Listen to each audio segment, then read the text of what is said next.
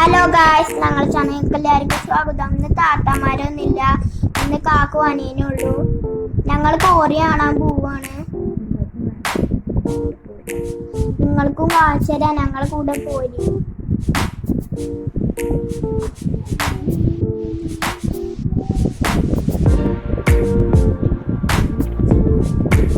ഇതിനെ കുറച്ച് പോവാണ്.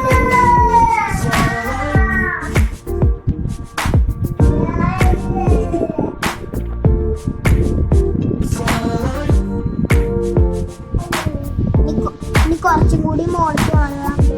ഇവിടെ കാണാൻ നല്ല വ്യൂ ആണ്.